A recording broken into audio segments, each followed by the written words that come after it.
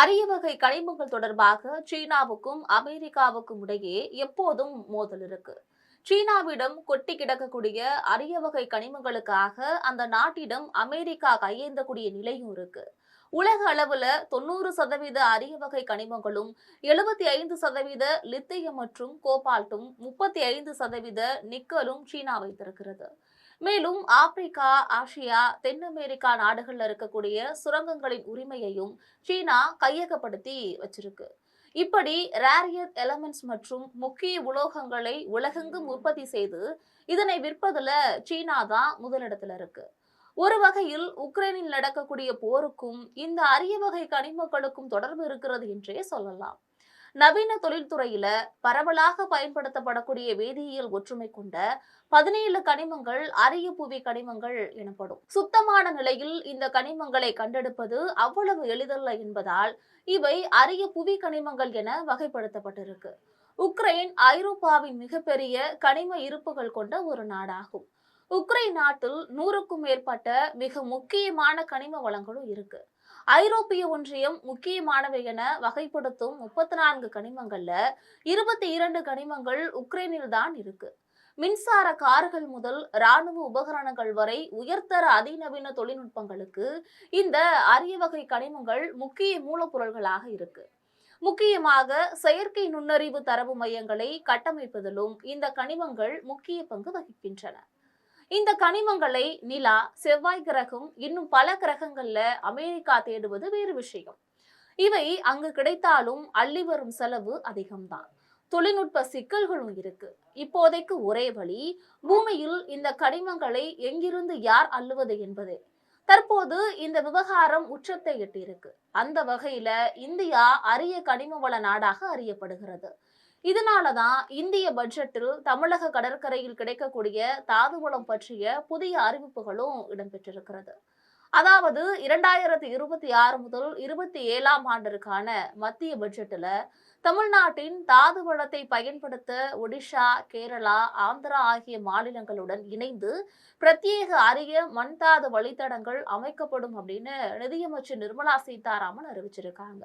இந்த திட்டம் அணுசக்தி கனிமங்கள் மற்றும் அரிய வகை கனிமங்களின் சுரங்கம், பதப்படுத்துதல் மற்றும் ஆராய்ச்சி மற்றும் உற்பத்தியை ஊக்குவிக்கும். இனி தமிழக கடலோரங்கள்ல கிடைக்கக்கூடிய கனிமங்கள் புதிய வடிவம் பெறும். அப்போது மோடிக்கு எதிராக பெரிய கொந்தளிப்பு வரும்படி இங்க இருக்கக்கூடிய சக்திகள் பிரச்சனையை ஏற்படுத்தக்கூடும். பிரச்சனைகளை எதிர்கொள்ள மத்திய அரசு தயாராக இருப்பதாகவும் சொல்லப்படுகிறது. டைட்டானியம் என்னும் தாதுவும் உக்ரைன்ல அதிகமாக கிடைக்கிறது. இந்த டைட்டானியம் உள்ளிட்ட பல தாதுக்கள் தான் தமிழகத்துல குறிப்பாக நெல்லை, தூத்துக்குடி மாவட்ட தேரிக்காடுகள்ல மற்றும் கடலோரங்கள்ல குவிந்து கிடைக்கிறது. 1990க்கு பின்னர் இந்த தாதுக்களின் தேவை உலகத்துல அதிகரிச்சுச்சு.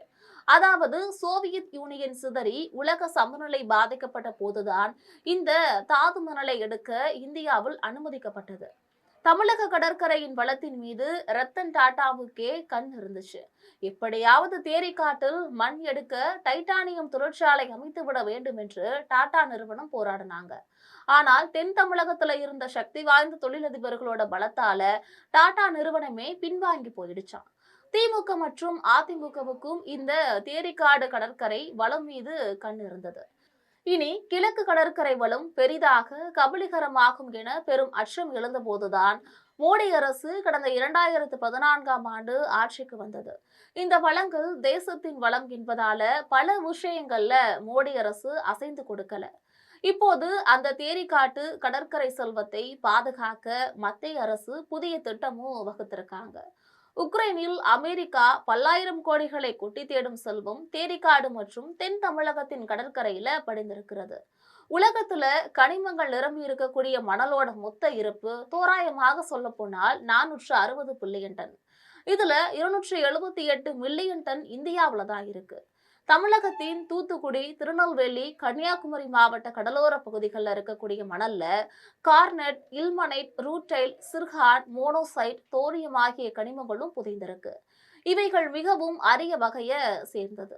சுமார் 2100 மில்லியன் ஆண்டுகளுக்கு முன்னாடியே பூமியில பாறைகளும் உருவானுச்சு.